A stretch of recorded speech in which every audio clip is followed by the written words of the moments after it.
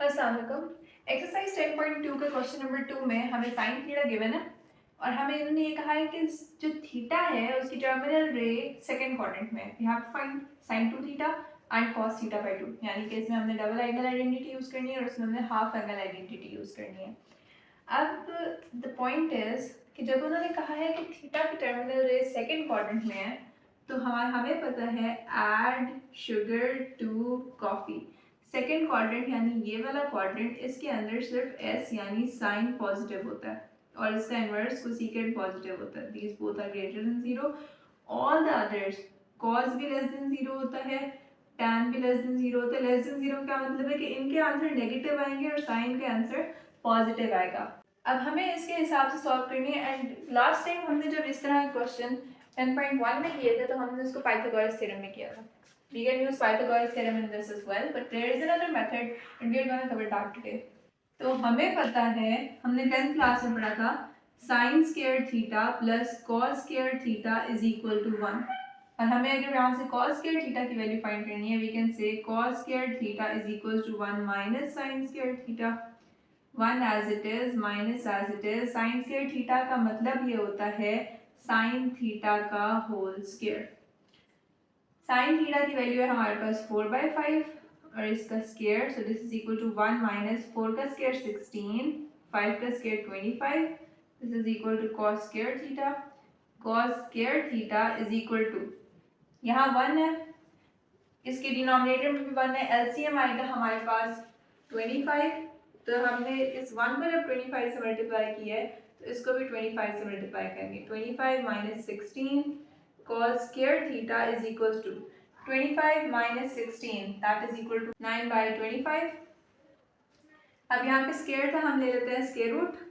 तो cos theta is equal two plus minus 9 3 का square होता है और 25 5 का स्केयर होता है, तो हमारे पास ये आ गया।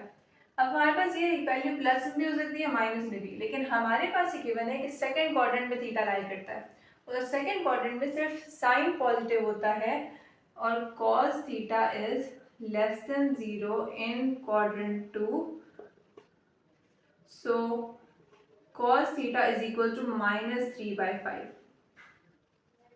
so we know this value। अब हम evaluate कर लेते हैं। सबसे पहले हमें ये करना है, उसके बाद हमारे पास cos theta की वैल्यू और sin theta की वैल्यू हमें इसमें पुट करनी है। so we have the first part is sin 2 theta, sin 2 theta।